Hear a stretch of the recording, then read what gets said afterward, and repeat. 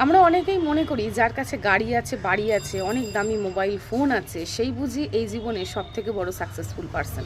Success কথাটার মানে হচ্ছে সফলতা। জীবনের সমস্ত খারাপ পরিস্থিতিতে ঘুরে দাঁড়ানোটা, চোখের জল মুছে ঘুরে দাঁড়ানোটা সফলতা।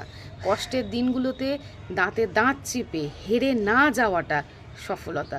খুব কাছের একজন, খুব প্রিয় একজন মানুষ কষ্ট দিয়েছে, সেই কষ্টটাকে, সেই আঘাতটাকে, ক্ষতটাতে প্রলেপ লাগানোটা, ধীরে ধীরে ক্ষতটা সারিয়ে ওঠাটা এক ধরনের সফলতা। অন্ধকার সময়ে সমস্ত প্রতিকূলতার সাথে চোখে চোখ রেখে লড়াই করে যুদ্ধ করে বেঁচে থাকাটাই হচ্ছে সফলতা। আর আমার যেটা মনে হয় যে জীবনে বেঁচে থাকাটাই বোধহয় সবথেকে বড় সফলতা। কারণ আমরা জীবনে সমস্ত প্রতিকূল পরিস্থিতিকে মানিয়ে নিয়ে, কষ্টের মধ্যে দিয়ে, দাঁতে দাঁত চেপে লড়াই করে, সমস্ত ক্ষততে প্রলেপ লাগিয়ে তবুও কিন্তু আমরা বেঁচে আছি। এটাই বোধহয় সবথেকে বড় সফলতা। তাই প্রাণ খুলে বাঁচো।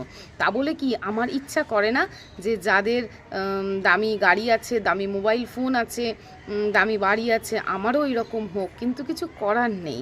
আমার ভাগ্যে যতটুকু আছে ততটুকুই হবে। আমি যতটুকু পরিশ্রম করেছি আমি ততটুকুই সফলতা পেয়েছি।